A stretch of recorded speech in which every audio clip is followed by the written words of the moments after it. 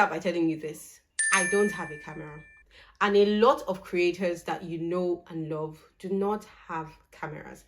Now, I'm not coming here to advocate and say you shouldn't get a camera if you have the budget. If you have the budget, please, by all means, buy a camera. But if you sit here and you tell me the camera is your excuse, that is what I don't particularly agree with, because I'm filming this video with my mobile phone.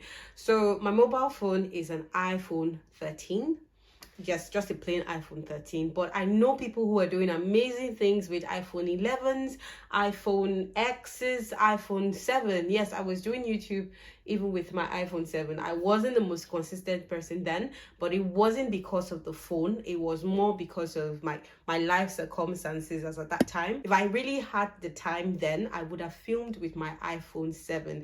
Sometimes what we don't realize is what is most important is kind of what is up here and how you're able to present that information, how you're able to package what you have, and some of that kind of stuff. And if you're on a tight budget, sometimes what is most important is not actually a new camera. If you're on a tight budget, you might need to be improving something else before you even go on to improve that, because I mean, we have to think in terms of priority. Anyway, let's get into the practical of this video, because I'm going to break it down for you. Like, this is one thing I am passionate about, and I can tell that you can literally feel my passion through your screen right now. And this because this is one thing that is very important to me: resourcefulness, being able to do what you can with what you have. Okay, so let's get this video started.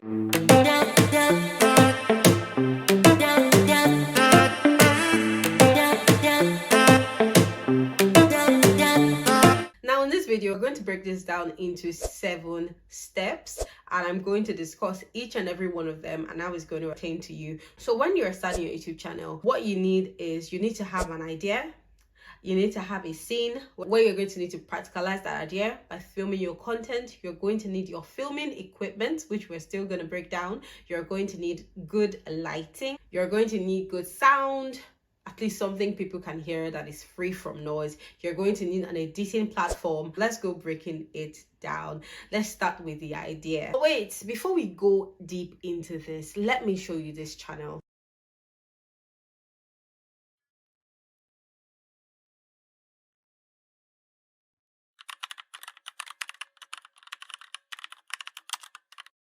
Now you can see they have, like, see the number of views, but they saw that there was a need. They saw that they had knowledge that people needed to know, and they decided, you know what, irrespective of what I have at this moment, I'm going to ensure that I put this thing out.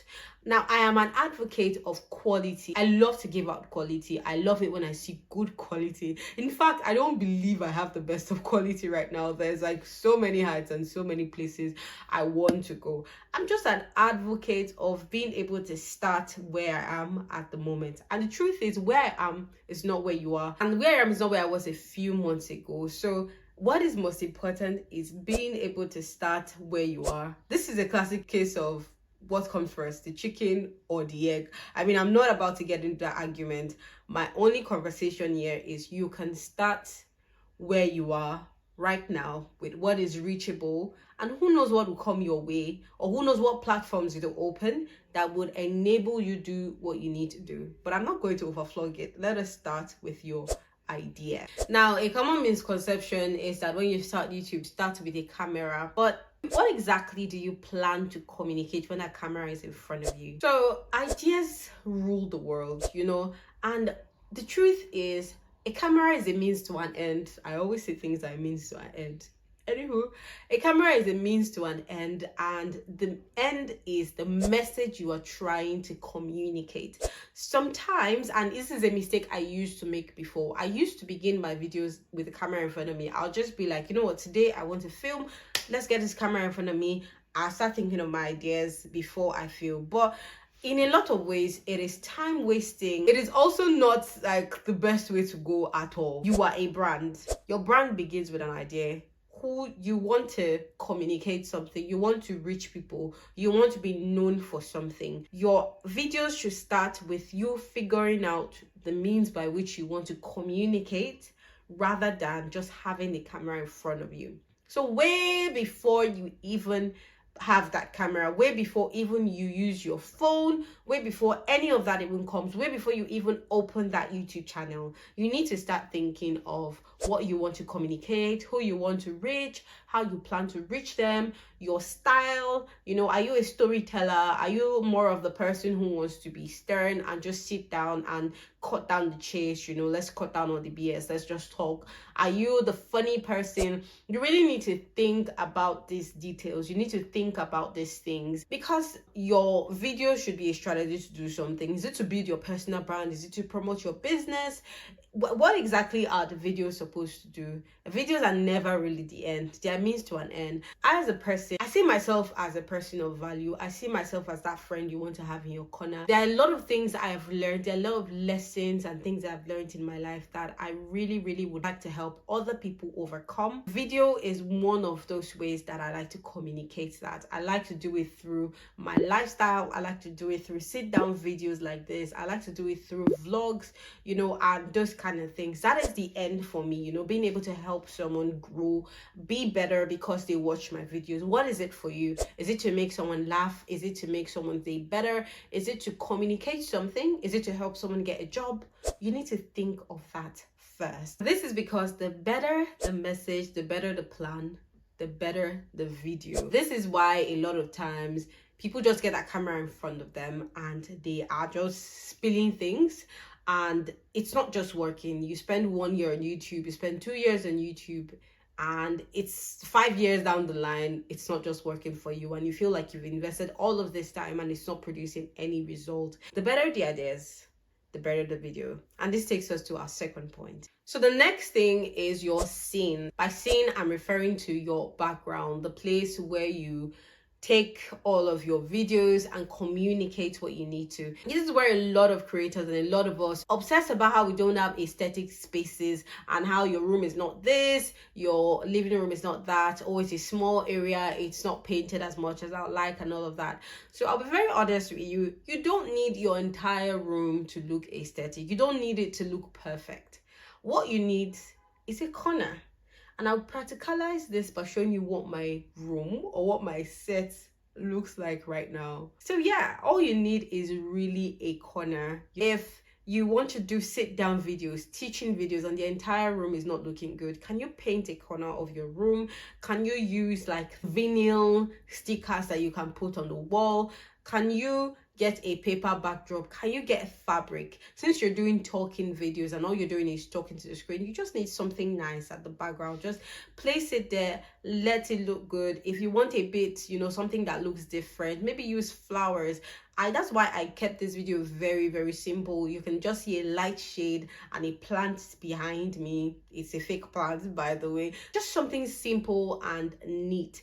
I agree that, aesthetic spaces do a lot more, but in the spirit of being resourceful and using what you have at the moment, just find things around you. If you don't have any things around you, what budget friendly things can you do? On YouTube, there are a lot of videos right now that will show you budget friendly decors, DIYs and stuff. Just think of what you can do at the moment to make what you have work for you. For example, if you're a food creator, you don't need your entire kitchen to look good. You just need a corner of it where you film from. Maybe you film near the window so that you get that extra, daylight in. If it's fashion, for example, a mirror or a rail, like this moving clothes rail with some nice hangers, would do the trick. If you cannot afford like the most expensive, what can you do to make the cheap ones work for you? Do you need to spray paint it?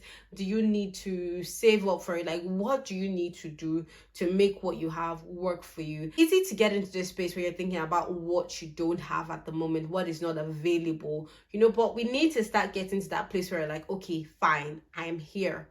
I don't have this, but I can get this. Do I need to lend it from someone? Do I need to borrow it? Are there studios where they have this thing that I can, use for my videos? Just think in terms of that. Think of what you have available at the moment. Is there a space you can borrow? Is there someone that can let you stay at their place to make videos? Maybe have a content creator friend or something like that.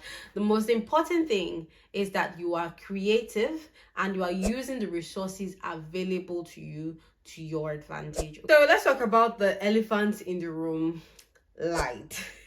I'm talking about light because good lighting can make or break your video. My lighting situation has not always been like this, and I'll be honest, this was like a major investment because I wanted to get to the point where I would be able to shoot videos even in the middle of the night. Like as we speak right now, it's dark outside and it is 8 p.m. and I'm able to shoot this video because I have this.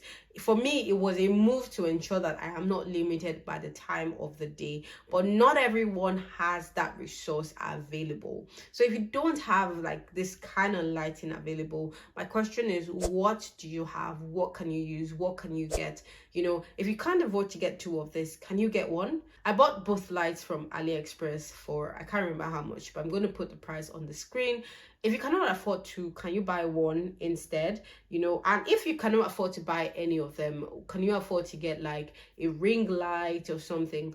Or if you can't still get that, it's still fine. Can you use natural light? I have a few videos that I posted and I'll post some of them on the screen right now where I use natural light to get good videos. I just stayed in front of my window at a good time of the day. I checked the weather forecast and I just made sure I filmed my videos on that day just so I can make something available. So guys, you see, even lighting is not an excuse. I mean, and as the resources are available, you can start getting light. To be fair, you can use the most expensive lights and your channel is still not growing, your videos are still not good, no one is subscribing, no one is watching your videos.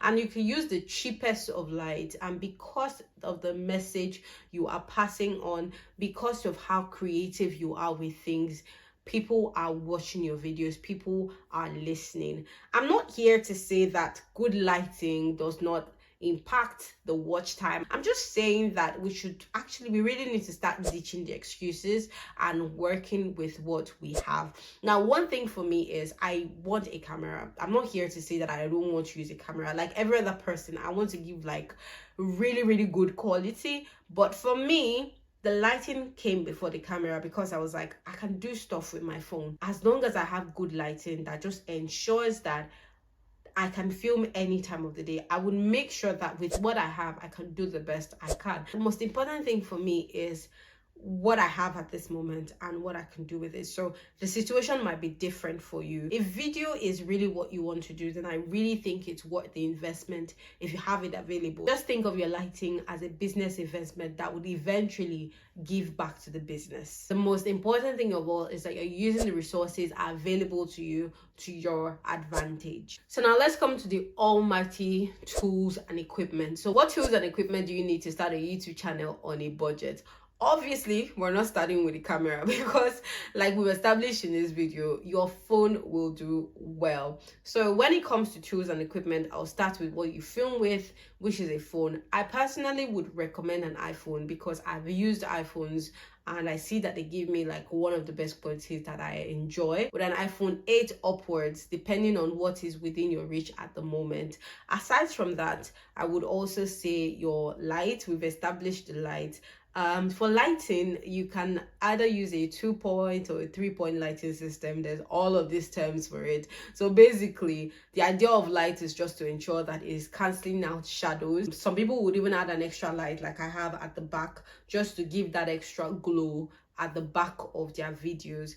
Another tool you would need is a tripod, which is what my phone is standing on, and it's just ensuring that I'm not, holding something like this to like make a video. It just ensures you have that steady base to work with. And guys, to be honest, that is it. If you have your tripod, you have your lights, which most of the times will come with their own light stand. That is it. Like I don't have any other fancy equipment hanging around me right now. The next thing is your sound. This is one of those things that can make or mar your video. I'm not going to come here and preach to you because I don't think I have the best of sounds. But when it comes to sounds, one of the most important things is that you are avoiding echo and that you're avoiding noise as much as possible. Most of the times, once these things are out of your video, you can get a pretty decent sound.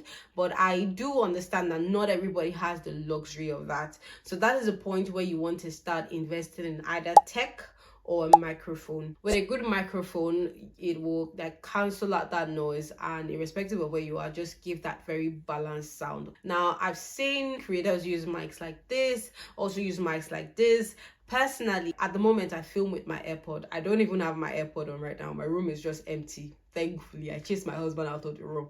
So if you have an AirPod, it works. Some people use their earphones. You can use some of these popular sound equipment that I've seen a lot of people use in their video. Now, that's for the actual microphone. If you cannot afford an expensive one, there's some really nice microphones you can get off AliExpress. You can get off other platforms that would do a pretty nice job and just cancel out the background noise and give you like the sound. If you're on a budget, there's some really nice microphones that you can get off AliExpress. I have not tested them, but an example of some of the ones I saw online with this one, and there's also this one you can try.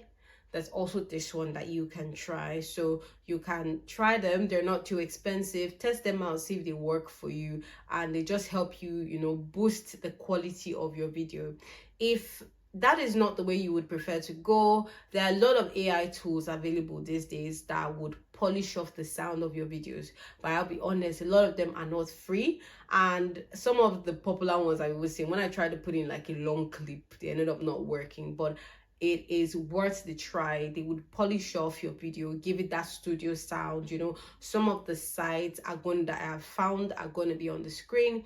I'm also going to leave them in the description. You can explore them and see how best they work for you. Now, the next thing we need to explore once you've conquered the sound is the editing. I mean, you have a very nice video now, but for you to put it out so that people will enjoy, you have to edit it well. So how can you get that very good quality edit on a budget? Well, I gotcha.